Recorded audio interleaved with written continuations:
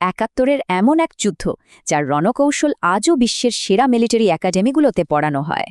কিন্তু প্রশ্ন হল, একটা সাধারণ যুদ্ধ কিভাবে স্যান্ডহার্স্টের মতো একাডেমির পাঠ্য বইয়ে জায়গা করে নিল? সময়টা ১৯৭১ সালের ২০ নভেম্বর। মুখোমুখি দুই বাহিনী, তবে লড়াইটা ছিল একেবারেই অসম। একদিকে পাকিস্তানের হাতে আমেরিকার সেরা M24 শেফি ট্যাঙ্ক, অন্যদিকে মিত্রবাহিনীর কাছে রাশিয়ার দুর্বল PT-76 ট্যাঙ্ক। সোজা কথায় সামনাসামনি লড়াইতে হার নিশ্চিত ছিল। তাই কমান্ডাররা এক দুর্দান্ত আর নতুন পরিকল্পনা সাজালেন।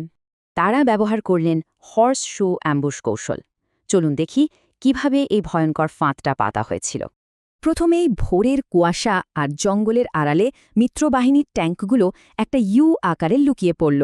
এরপর টোপ দিয়ে পাকিস্তানি ট্যাঙ্কগুলোকে সেই ইউ আকৃতির ব্যূহের ঠিক মাঝখানে নিয়ে আসা হলো।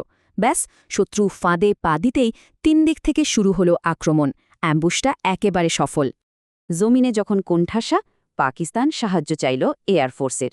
উড়ে এলো ৪টে শক্তিশালী স্যাবরজেট। কিন্তু আকাশে অপেক্ষায় ছিল মিত্রবাহিনীর ছোট কিন্তু দ্রুত গতির ন্যাট ফাইটার।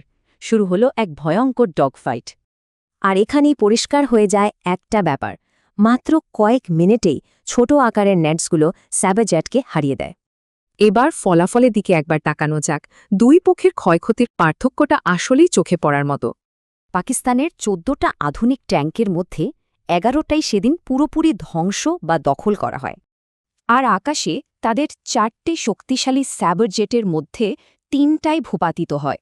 এক কথায় নির্ণায়ক বিজয়। এই বিশাল পরাজয় পাকিস্তানিদের মনোবল একদম ভেঙে দেয়, আর পুরো এলাকা মুক্ত হওয়ার প্রক্রিয়া অনেক দ্রুত হয়ে যায়। তো আবার সেই আগের প্রশ্নে ফেরা যাক, কেন এই যুদ্ধটা সামরিক কৌশলের এত বড় উদাহরণ হয়ে উঠল? আসলে এই একটা যুদ্ধ থেকে আধুনিক রণকৌশলের ৩টা অসাধারণ শিক্ষা পাওয়া যায়। কম শক্তি নিয়েও জেতা যায়, ভূগোলকে কাজে লাগানো যায়, আর স্থল আকাশ বাহিনীর পারফেক্ট কম্বিনেশন। এই যুদ্ধের অসাধারণ কৌশল নিয়েই কিন্তু সম্প্রতি তৈরি হয়েছে পিপ্পা সিনেমাটি। এটা আমাদের মনে করিয়ে দেয়, সেরা প্রযুক্তি নয়, সেরা কৌশলী যুদ্ধের আসল হাতিয়ার।